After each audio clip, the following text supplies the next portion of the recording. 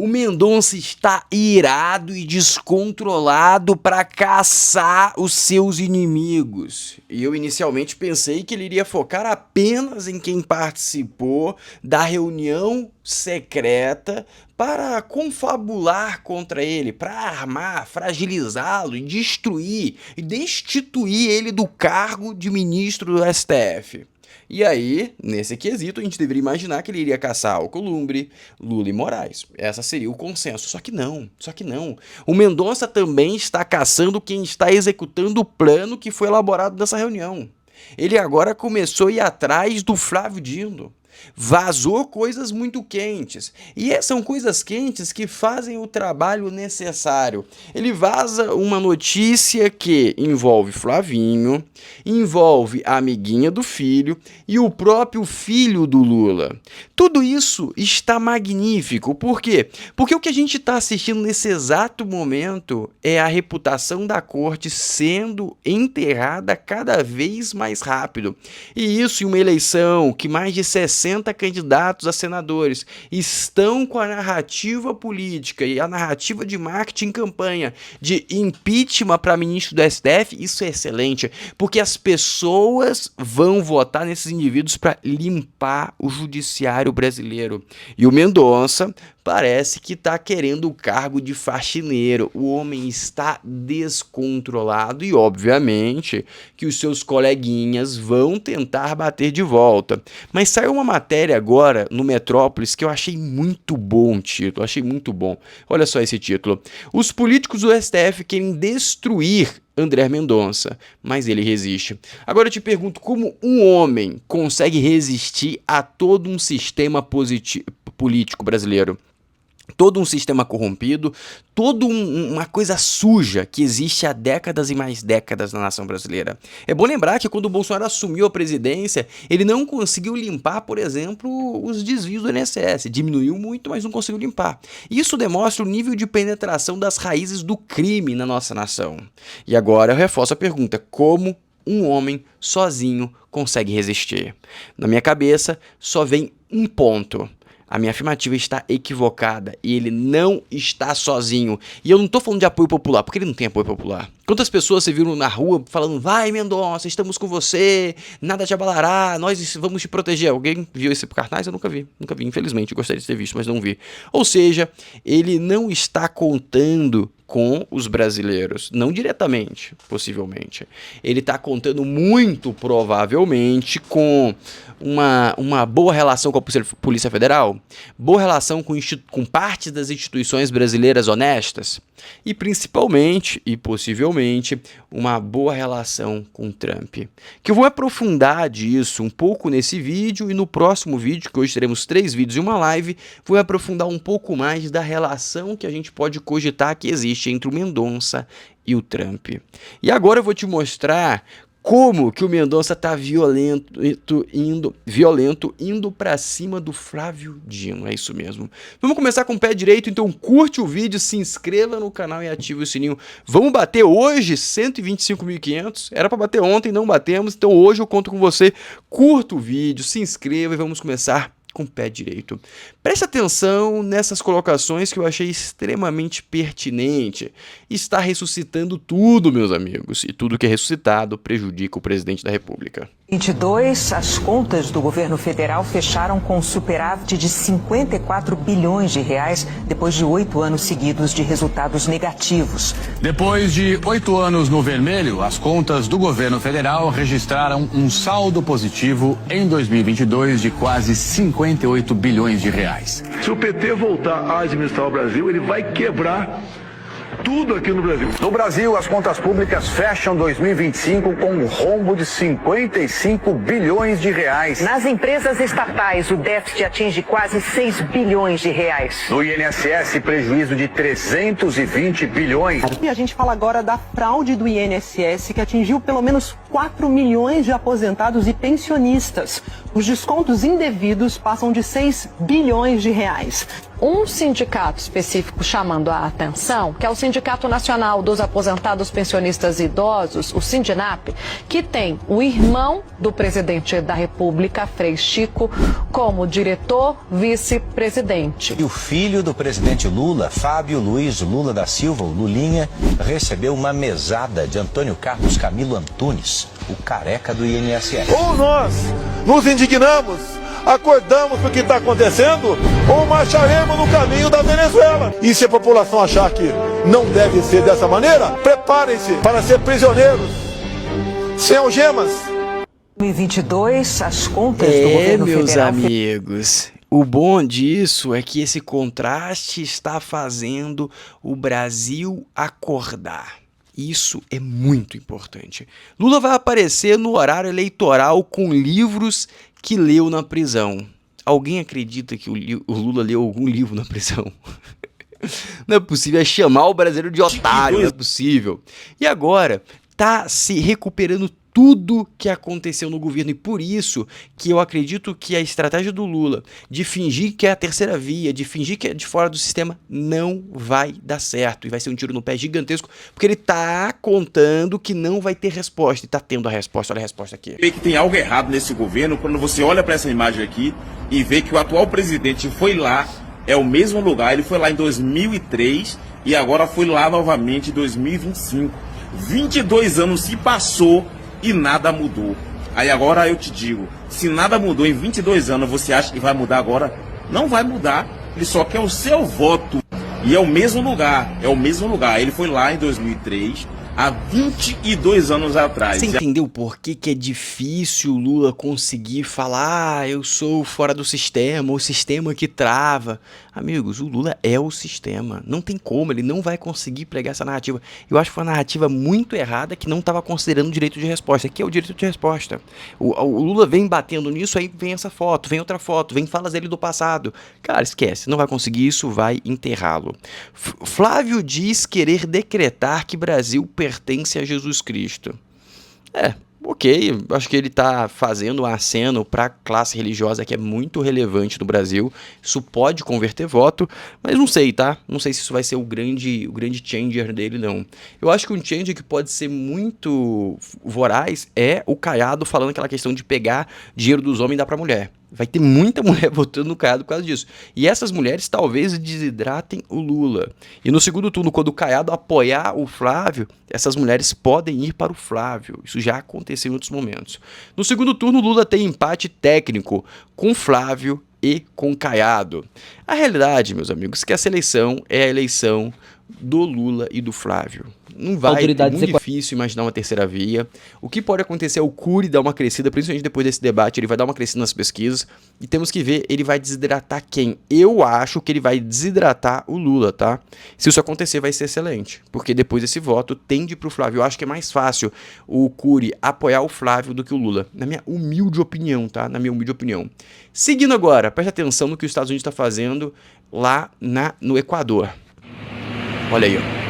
Estados Unidos realizam operações. Os Estados Unidos ampliaram sua participação na luta militares contra os vendedores de coisas ilegais no norte do Equador. Realizam operações conjuntas na província costeira de Esmeraldas, uma das áreas mais afetadas pela violência ligada ao crime organizado, próxima à fronteira com a Colômbia.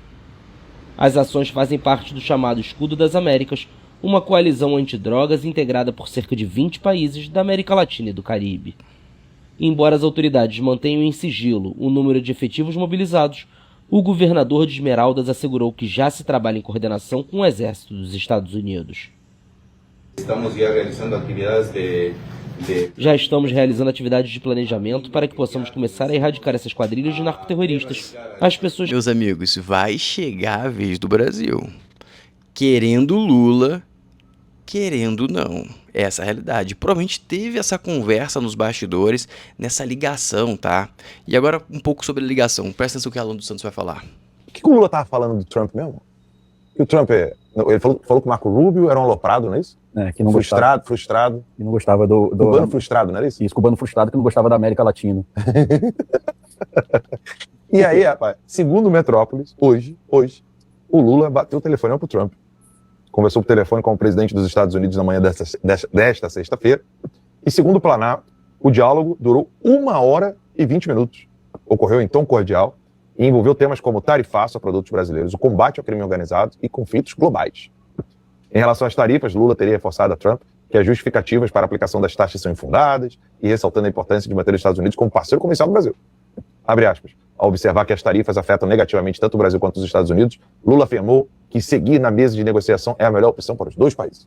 Vamos conversar, não vai ser bom para ninguém. Ainda segundo o Planalto, o chefe da Casa Branca propôs que as equipes retomassem as negociações. Abre aspas. O presidente Trump concordou com a necessidade de preservar vínculos comerciais fortes e propôs que equipes dos dois países voltassem a se reunir o mais brevemente possível. Outro ponto abordado no telefonema, segundo o Metrópolis, foi a cooperação no combate ao crime organizado. Segundo a presidência, Lula defendeu que, abre aspas, grupos criminosos exercem terror cotidiano sobre as populações mais... Qual que é o problema e por que a relação do Lula com o Trump nunca vai ser tão boa quanto Trump, Flávio, Trump, qualquer outro indivíduo? Porque parece, não tô falando que é, tá? O que assemelha é que o Lula tem uma certa afeição pelos criminosos. Ele já falou isso, os criminosos são vítimas da sociedade, ele já falou isso. Então, possivelmente, a gente pode imaginar que ele tem uma afeição por esses indivíduos. E aí, como que ele vai negociar com o Trump, já que o Trump é inimigo visceral? Propostas de Lula sobre crime organizado seguem emperradas nos Estados Unidos. Obviamente, não se vai aceitar passar a mão na cabeça de bandido. Os Estados Unidos não vão aceitar isso, esquece. E para sorte / trabalho do Trump, o petróleo está caindo 2%, 92 dólares. Eu não sei exatamente o porquê, tá? Não teve novas notícias, mas também 2% não é um valor extremamente relevante, isolado em apenas um dia. Mas é aquele negócio, quanto mais o tempo passa, mais a gente deve imaginar que vai diminuir o valor do petróleo, porque estão criando caminhos alternativos para sobreviver à vida sem Hormuz. Essa é a realidade. E agora presta atenção como a sociedade brasileira está completamente perdida. A polícia intercepta e impede que mulher seja executada por facção na zona leste de Natal. Aí você pensa, ok, legal, interessante, bacana o trabalho e tal. Teve um gasto muito grande? Teve um gasto muito grande, os helicópteros dando tudo. Beleza, ok. Até aí, ok. Agora, presta atenção nisso aqui, tá? Moradores criticam a ação da polícia após mulher ser salva de suposto tribunal do crime natal. Qual que foi o crime dessa mulher em relação à facção? Sendo sincero, eu não sei, tá? Literalmente, eu não tô lá. Mas o que está sendo relatado nessa matéria é que ela ia ser executada porque ela deu informação para a polícia, deu informação para o grupo inimigo dessa organização criminosa. Ela deu informação para alguém. E aí iam executar essa mulher, executar ao vivo essa mulher no meio do rio. Presta atenção nisso. E a população ficou a favor da execução. Agora eu te pergunto, é a população ou é os criminosos? Ou a população está sendo coagida pelos criminosos? Mas se o que for verdade é papo de maluco, meus amigos. Aí é fechar a porta, porque a população está apoiando o bandido e me perde. Aí não tem como não tem salvação pro Brasil. Não tem salvação. Seguindo agora, após Justiça dos Estados Unidos concluir que é falso o registro usado por Moraes para decretar sua prisão, volta a repercutir fala do Felipe Martins em audiência, ao explicar o porquê não faria delação contra o Jair Bolsonaro. Meu amigo, a Arapuca está montada para a queda desse governo e de todos os seus agentes. Mas eu me dignaria a falar mentiras contra um homem que eu jamais vi fazer coisa errada, que teve a vida toda revirada, processo após processo tem sido engavetado, tem sido arquivado porque não encontram nada. Então eu jamais me dignaria a fazer isso. Deixei de forma muito clara. Não delatei, não irei delatar, não fiz isso porque não há o que delatar. E eu não falarei mentiras, não falarei nada que possa causar injustiça ao presidente, a outras pessoas, a quem quer que seja. Eu preferia como prefiro até hoje, sofrer uma injustiça do que ser injusto com outra pessoa. Porque é isso que importa. Eu não respondo apenas à minha consciência, respondo também a Deus e sei que prestarei conta dessas coisas. Parabéns ao Felipe Martins. Sendo sincero, eu não sei se eu teria essa dureza toda de ficar preso e manter, tá? Sendo sincero, porque a prisão é algo que com certeza mexe muito com a cabeça do indivíduo e ele já tá há alguns anos, né? Preso domiciliar, preso domiciliar. É muito triste isso. Principalmente por uma injustiça. Injustiça, porque, pô, qual foi o crime que ele cometeu? Qual foi o crime? Triste. Lobista diz que Lulinha articulou reuniões na presidência com Brandão. Como assim, Floriano? Calma que a gente vai chegar lá. Calma que a gente vai chegar lá. Aí tem mais essa parte aqui, ó. Presta atenção nisso aqui, ó. Meus amigos, hoje, cada dia sai uma coisa nova sobre Lulinha. Quadro avaliado em 100 mil euros. É esse o presente que, segundo a Polícia Federal, o ex-chefe de gabinete de Lula, Marco Aurélio Santana Ribeiro, Marcola, teria pedido à lobista Roberta Luxing. Presentinho. A conversa entre os dois aconteceu em dezembro de 2024. Segundo a PF, ela disse que o quadro estava sendo emoldurado em um centro comercial localizado junto ao Museu do Louvre, em Paris, e informou o valor, 100 mil euros. Para os investigadores, a conversa pode ser um indício de pagamento de vantagem indevida à Marcola em troca de ajuda aos interesses de empresários ligados à lobista. Mas a PF não disse o quadro chegou a ser entregue. E o quadro não é o único pagamento que chamou a atenção dos investigadores. De acordo com investigações da PF, Roberta teria pago mais de 217 mil reais em despesas pessoais de Marcola entre fevereiro e novembro de 2024. Na lista estão uma fatura de cartão de crédito de 95 mil reais, um boleto de consórcio de 48 mil, além de parcelas de um carro que somam 26 mil reais. A investigação também encontrou pagamentos de cerca de 27.500 reais e mensagens que indicam a compra de um par de brincos e um colar de diamantes, avaliados em 9.200 reais. O dossiê cada vez fica maior. Para Marcola presentear a mulher. Marcola nega irregularidades. A defesa, ele afirmou... Meus amigos, eles não vão conseguir tirar o caso do Lulinha da mão do Mendonça e os inimigos do Moraes todos estão saindo da toca. CNJ arquiva caso de juiz que nomeou Talhaferro para a perícia do INSS. Meus amigos, o Talhaferro tá batendo, tem vários indivíduos no internacional foragidos, exilados do Brasil, lutando. Mendonça tá brutal e agora estamos indo pro tudo ou nada. É literalmente tudo ou nada, tá? Se a gente cair dessa, aí vai ser difícil a recuperação, tá? Essa é a realidade. Infelizmente, esta é a realidade. Mas o Mendonça tá vindo brutal. Após saber de articulação para fragilizá-lo, Mendonça diz a aliados que não poupará ninguém. Lula, Moraes e Alcolumbre teriam discutido formas de fragilizar o Mendonça. Mendonça é relator da investigação que atinge diretamente o núcleo político dos três. Moraes e Alcolumbre já foram citados nos desdobramentos do caso Master, enquanto Lulinha é investigado no escândalo do INSS. E aí eu vou trazer agora algumas informações e algumas reflexões extremamente relevantes, tá? A primeira reflexão que eu gostaria que você tivesse. Você lembra que o Mendonça só assumiu esse caso depois da pressão gigantesca em cima do Toffoli e aconteceu um sorteio que sorteou o Mendonça. Vamos especular, tá? Especulação, não tô falando que é fato, é só um exercício mental de devaneios e vozes da minha cabeça.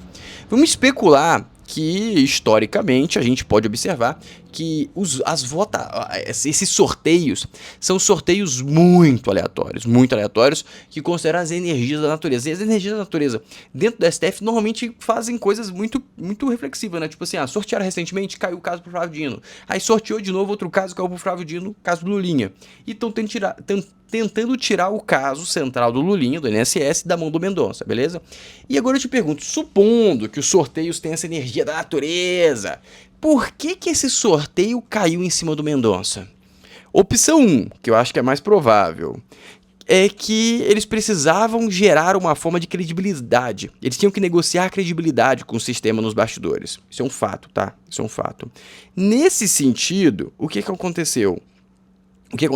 E aí eles deram pro Mendonça pra pensar, olha só, a gente tá indo pro lado certo. E boato que foi pressão principalmente da Polícia Federal, eu falei isso na época. E aí cai no Mendonça. E agora eles desistiram, eles falaram, cara, é muito melhor a gente enfrentar a fúria da população do que a fúria do Mendonça. Só que agora eles não conseguem mais tirar. Esse é o fato. E agora, presta atenção qual deve ser os próximos passos do Mendonça. Presta atenção. Surge uma nova versão sobre aquele famoso jantar ocorrido na casa do Moraes, entre Moraes, Alcolumbre e Lula. O jantar que ocorreu no dia 4 de agosto rapidamente ganhou uma versão oficial, propagada na imprensa, de que eles queriam os três se reconciliar. Aqui no canal a gente nunca acreditou nisso. A gente sempre disse que esse jantar era para tramar como os três se reelegeriam e com isso um blindaria o outro, um lavaria a mão do outro. Agora surge uma nova versão na coluna do Lauro Jardim no Globo de que, para além dessa blindagem mútua, eles também estavam ali discutindo como fragilizar o Mendonça e acabar com a relatoria dele no caso do Master e no caso do escândalo do INSS. Ambos têm influência em autoridades muito grandes da nação, inclusive na família do Lula, inclusive na família ou nos colegas do próprio Moraes, já que nós temos o contrato de 129 milhões e outros colegas dele, como o Toffoli, envolvidos nesse caso Master. Pelo menos foi isso o que foi até agora relatado na imprensa. Lauro Jardim revelou essa informação desse encontro, desse jantar entre eles de mais de 3 horas. A coluna não revela as palavras usadas nem o plano discutido. Isso até agora não se sabe. Mas o gabinete do ministro Mendonça ficou sabendo, e é por isso que chegou agora na imprensa, que nesse jantar eles três, Alcolumbre, Lula e Moraes, estavam tramando como fragilizar o Mendonça daqui para frente no caso Master e no escândalo do INSS. Isso, meus caros, é muito sério. Nós temos aqui o Moraes, que é um colega do Mendonça, nós temos o Lula, que é o presidente da República buscando reeleição, e o Alcolumbre, que é o presidente do Senado, se reunindo privadamente e secretamente na casa do Moraes para tramar contra um colega do Moraes, para ver como é que eles fragilizam o Mendonça, como fragilizam a relatoria do Mendonça. Isso é muito sério e tem um nome. Se isso for comprovado, tem um nome, e esse nome é obstrução de justiça, e isso é, por acaso, crime. Dos três, do Lula, do Alcolumbre e do Moraes, caso essa informação se confirme. Você tentar bloquear investigações, você tentar arrancar um ministro do STF da relatoria dos casos e você tentar impedir ou fragilizá-lo na função que ele exerce de ministro, de investigador, de juiz, enfim, nessas funções que dentro do STF, quando esses casos estão com o ministro, se acumulam, isso é obstrução de justiça. Se o presidente da República, o presidente do Senado e o ministro do STF se uniram para obstruir investigações... Meus amigos, nesse exato momento, o Mendonça está de forma consciente com as armas mais potentes contra a sua própria cabeça. E mesmo assim, ele não se abateu. E mesmo assim, ele está dobrando a aposta. A enorme coincidência envolvendo Flávio Dino, Lulinha e o governador do Maranhão. Essa vida é realmente muito cheia de coincidência. Bastou o Flávio Dino assumir um dos inquéritos sobre Lulinha e pá, aparece na imprensa um diálogo cabuloso entre a lobista suíça e o filho do presidente, envolvendo ninguém menos que o desafeto do ministro, o governador do Maranhão, Carlos Brandão. Eu digo que é uma coincidência porque o ministro Dino seria incapaz de usar a máquina do Estado para prejudicar quem quer que seja, mesmo sendo um adversário político, nunca, jamais.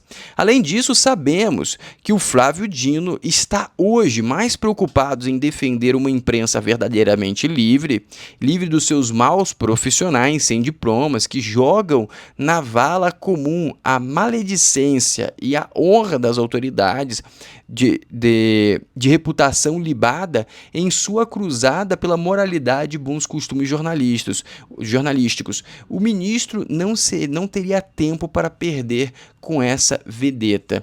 E saiu aqui, ó, Roberto Lucasic, só para você saber, Brandão hoje vai lá no palácio, que seu pai falou que vai prosseguir com aquela liberação da obra dele. Seu pai jogou o Lula dentro. Aí o Marcola vai receber ele 16 horas. Eu já avisei ao Brandão que você que você conseguiu a agenda. Então, se quiser falar com o governador, tá confirmado às 16. Fazer uma moral, tá? Eu vou me encontrar com ele para mim, falar de outros assuntos. A realidade é a seguinte, meus amigos, é melhor se concentrar nos outros assuntos. Olha aí, qual que é o ponto central aqui?